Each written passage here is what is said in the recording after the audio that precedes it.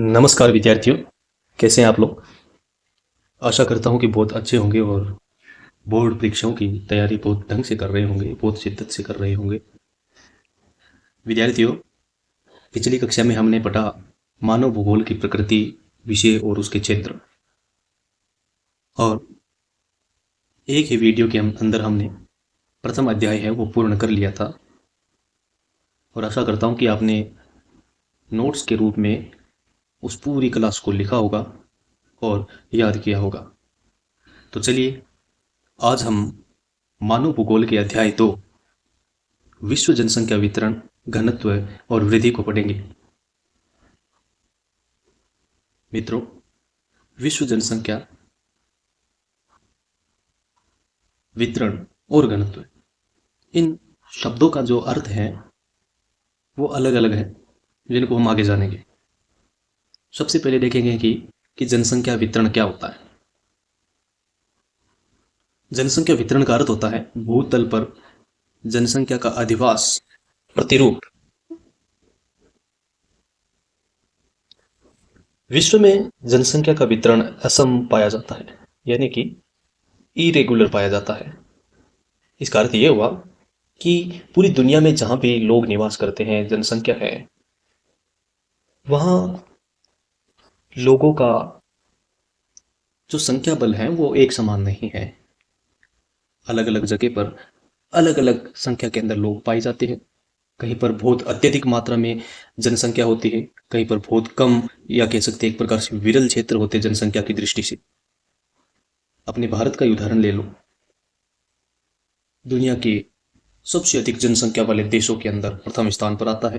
पहले चाइना था, इंडिया से पहले, और भारत के अंदर भी उत्तर प्रदेश एक प्रकार से सघन जनसंख्या वाला क्षेत्र है। वहीं राजस्थान है वो विरल जनसंख्या वाला, या कह सकते हैं कम घनत्व वाला राज्य है। वहीं नॉर्थ ईस्ट की तरफ चले जाते हैं तो सिक्किम जैसे राज्य है, वहां पर भी बहुत कम जनसंख्या पाई जाती है।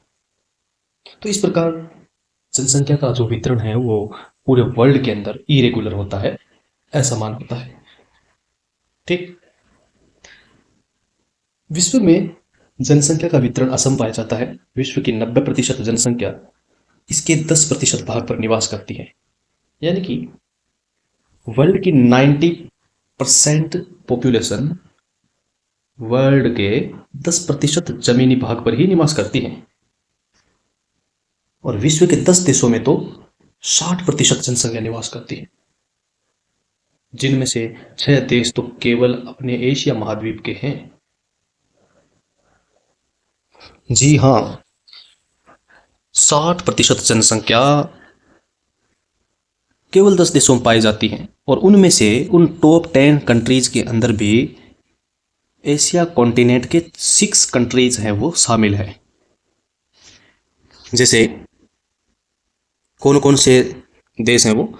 चीन, हालांकि अब इंडिया प्रथम स्थान पर है। Bharat, USA, Indonesia, Brazil, Pakistan, Nigeria, Bangladesh, रूस और मेक्सिको। यानी कि कुल मिलाकर ये जो 10 देश आपके सामने दिख रहे हैं स्क्रीन पर, उनमें से दुनिया की 60% जनसंख्या निवास करती है। इन टॉप 10 कंट्रीज को आप याद रखना, बहुत इंपॉर्टेंट है। इनको भी एक याद करने की ट्रिक है, वो कुछ यूँ है: CIAIBPNBRA। सी का चाइना,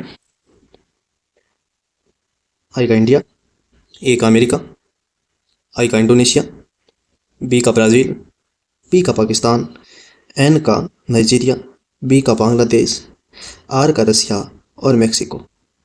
यानी कि 10 हाईएस्ट पॉपुलेशन वाली जो कंट्रीज हैं वो इस प्रकार हैं, इनको आपको याद रखना है। चलिए आगे बढ़ते हैं। एक विद्वान वे हैं जॉर्ज बी क्रेसी।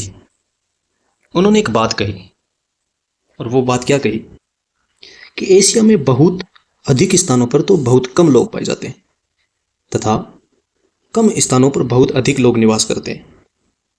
यह कथन कहा था जॉर्ज बी क्रेसी ने, कि भाई कुछ ऐसे स्थान हैं जहां पर तो बहुत अधिक लोग पाए जाते हैं, और कुछ ऐसे स्थान हैं जहां पर बहुत कम लोग पाए जाते हैं। ठीक है। जैसे इंडिया है, कम स्थान पर बहुत अधिक लोग हैं, लेकिन रूस है दुनिया का सबसे बड़ा क्षेत्रफल के अंदर सबसे विशाल देश।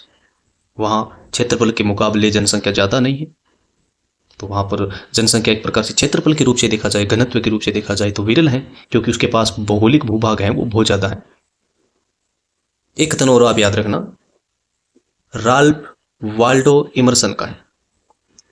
राल्फ वाल्डो इमर्सन ने क्या कहा, स्वर्ण से नहीं, यानी कि गोल्ड से नहीं, वरन केवल स्त्रियों और पुरुषों से एक राष्ट्र मजबूत बनता है और महान बनता है।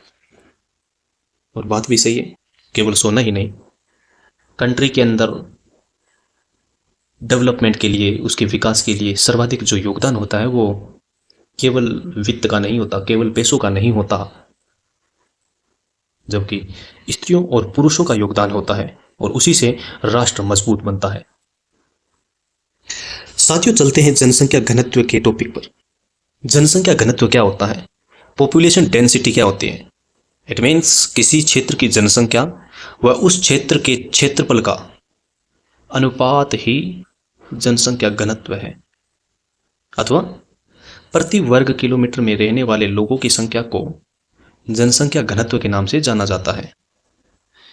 इस प्रकार देख सकते हैं, जैसे कोई क्षेत्र, उस क्षेत्र का एरिया ले लो, क्षेत्रफल ले लो, और उसके ऊपर आप पॉपुलेशन रख दो, और जो उत्तर आए वो इसका क्या हो जाएगी, पॉपुलेशन डेंसिटी हो जाएगी।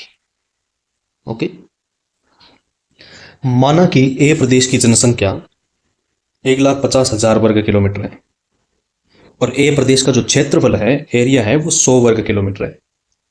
तो ए प्रदेश का जनसंख्या घनत्व क्या होगा?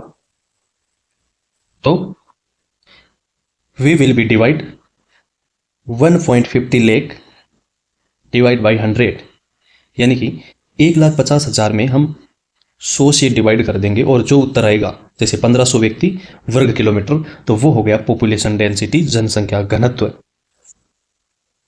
ओके, आगे बढ़ते हैं। अब हम देखेंगे कि जनसंख्या वितरण को प्रभावित करने वाले कारण कौन कौन से जो कॉजेज है वो जनसंख्या डिस्ट्रीब्यूशन को अफेक्ट करते हैं। तो फर्स्ट ऑफ ऑल, भौगोलिक कारक या भौतिक कारक। सबसे पहला बिंदु आता है जल की उपलब्धता, यानी कि यदि कहीं पर जल की मात्रा अच्छी खासी उपलब्ध है, वह जनसंख्या सामान्यतः स्वतः ही बढ़ेगी, ज़्यादा होगी, डेंस होगी। और जहाँ पर जल की मात्रा कम है, उपलब्धता नहीं है, जैसे रेगिस्तानी इलाके, मरुस्थल, डेजर्ट, तो वहाँ पर स्वतः ही जनसंख्या है वो विरल होगी, बहुत कम मात्रा के अंदर वहाँ पे जनसंख्या है वो विद्यमान होगी। जल एक महत्वपूर्ण फैक्टर है, महत्वपूर्ण भूमिका अदा करता है। तो जल जीवन का सर्वाधिक महत्वपूर्ण कारक है, इसलिए लोग उन क्षेत्रों में बसना पसंद करते हैं जहां जल आसानी से उपलब्ध होता है। इसी जल की उपलब्धता के कारण नदी घाटियां विश्व के सर्वाधिक सघन बसे हुए क्षेत्र हैं। हम देखते ही हैं, हिस्ट्री के अंदर हम पढ़ते हैं सिंधु घाटी सभ्यता, मेसोपोटामिया की सभ्यता, हड़प्पा सभ्यता, मोहनजोदड़ो, सरस्वती सभ्यता, अक्कड़ की सभ्यता, मिस्र की सभ्यता, सुमेरियन सभ्यता, चीन की सभ्यता, बहुत सारी सभ्यताएं पढ़ते हैं। और उनमें सबसे खास बात यह थी कि सभी सभ्यता, हर सभ्यता किसी न किसी नदी के किनारे बसी हुई है। मेसोपोटामिया की जो सभ्यता है वो दजला और फरात नदियों के मध्य स्थित थी। मिस्र की सभ्यता है वो नील नदी के किनारे स्थित थी। सरस्वती सभ्यता या सिंधु जो सभ्यता है वो सिंधु रिवर के किनारे पर स्टेब्लिश हुई थी। कालीबंगा जो सरस्वती नदी के किनारे भी थी। गणेश्वर कांतली नदी के किनारे विकसित हुई थी। आहड़ बनास नदी के किनारे विकसित हुई और इसी प्रकार कालीबंगा घग्गर नदी या सरस्वती नदी के किनारे विकसित हुई थी। तो हर संस्कृति के विकास के लिए, इस्टेब्लिशमेंट के लिए, जनसंख्या के एक प्रकार से जीवन के लिए सबसे महत्वपूर्ण भूमिका है वो जल होता है। इस कारण जहाँ पे जल की मात्रा अच्छी खासी है, अच्छी खासी उपलब्धता है, वहाँ पर जनसंख्या ऑब्वियसली ज़्यादा होगी, और जहाँ जल की मात्रा कम है वहाँ पर जनसंख्या कम होगी। हम राजस्थान का उदाहरण लेकर देख सकते हैं। पूर्वी राजस्थान में जनसंख्या ज़्यादा है, लेकिन पश्चिमी राजस्थान है, थार का डेजर्ट है, वहाँ पर बहुत विरल जनसंख्या पाई जाती है। आगे बढ़ते हैं, अगला कारक देखते हैं। अगला कारक है भू आकृति उच्चावच कारक, यानी कि किसी क्षेत्र की आकृति कैसी है। अब मान लो कहीं पे पानी की अच्छी खासी उपलब्धता है, जैसे हाड़ौती का क्षेत्र मान लेते हैं, इंडिया के स्तर पर माने तो लद्दाख वाला क्षेत्र मान लेते हैं। लेकिन यहाँ जनसंख्या कम होने का कारण क्या है? या मैदानी क्षेत्र मान लेते हैं, उत्तर प्रदेश है, बिहार है, पश्चिम बंगाल है, तो यहाँ जनसंख्या ज्यादा होने का कारण क्या है? तो इसका उत्तर यह होगा भू आकृति या उच्चावच कारक। यानी कि यदि कोई क्षेत्र समतल है, मैदानी है, तो वहां पर कृषि की संभावनाएं होगी, वहां पर विभिन्न प्रकार का जो स्ट्रक्चर है वो बढ़िया तरीके से डेवलप हो पाएगा, तो वहां पे जनसंख्या बढ़ेगी, वहां पे जनसंख्या घनत्व ज्यादा होगा। लेकिन वही पहाड़ी क्षेत्र है, लद्दाख जैसे पहाड़ी क्षेत्र है, तो वहां विकास उतना नहीं पहुंच पाएगा, वहां सड़कें नहीं बन पाएगी, वहां पर भवन निर्माण में समस्याएं आएगी, तो विभिन्न प्रकार की समस्याओं का सामना करना पड़ेगा। इसलिए पहाड़ी क्षेत्रों के अंदर जनसंख्या सामान्यतः कम होती है बजाय की मैदानी क्षेत्रों के। पढ़िए, साथ साथ आप इसको लिखते जाइए। समतल, मैदानी व मंद ढाल वाले क्षेत्र फसलों के उत्पादन, सड़क निर्माण, उद्योगों के लिए अनुकूल होते हैं, इसी कारण यहाँ सघन जनसंख्या पाई जाती है। इसके विपरीत पर्वतीय व पहाड़ी क्षेत्रों में आर्थिक कार्य एवं विकास कम होने के कारण यहाँ जनसंख्या कम पाई जाती है। जैसे भारत में गंगा के मैदान में सघन जनसंख्या पाई जाती है और हिमालय पर्वतीय क्षेत्र में विरल जनसंख्या पाई जाती है। यही इसका कारण है। ठीक है, इसके अंदर आप मरुस्थल या फिर उपजाऊ क्षेत्र, अनुपजाऊ क्षेत्र, रेतीली क्षेत्र, शुष्क क्षेत्र, हालांकि शुष्क क्षेत्र, अर्धशुष्क क्षेत्र है वो हम अगले वाले बिंदु में पढ़ेंगे जलवायु के अंदर। तो चलिए अगला कारक पढ़ते हैं और उसका नाम है जलवायु। साथियों, जलवायु मतलब क्लाइमेट। क्लाइमेट के बारे में आपको पता होगा, आपने पिछली कक्षाओं में पढ़ा होगा कि जलवायु क्या है। जो क्षण भर में बदल जाए उसको हम कहते हैं मौसम। जो 4-5 महीनों की होती है, 6 महीनों की, 4 महीनों की होती है, उनको हम बोलते हैं ऋतुएं। और एक प्रकार से 30 वर्षों का कंबाइंड मौसम, कंबाइंड ऋतुएं, किसी क्षेत्र की वायु, वहां पे आसमान से होने वाली वर्षा, तापमान, इसके आधार पर वहां के क्षेत्र की 30 वर्षों की कंबाइंडली मौसम की कह सकते हैं हम, जो दशा होती है उसको हम बोलते हैं जलवायु, क्लाइमेट। तो क्लाइमेट है वो किसी क्षेत्र के अंदर जनसंख्या को प्रभावित करने का एक महत्वपूर्ण कारक होता है। जैसे अति उष्ण व अति शीत जलवायु वाले स्थानों की अपेक्षा लोग सम जलवायु व स्वास्थ्यप्रद जलवायु वाले स्थानों पर निवास करना पसंद करते हैं या उसमें प्राथमिकता देते हैं।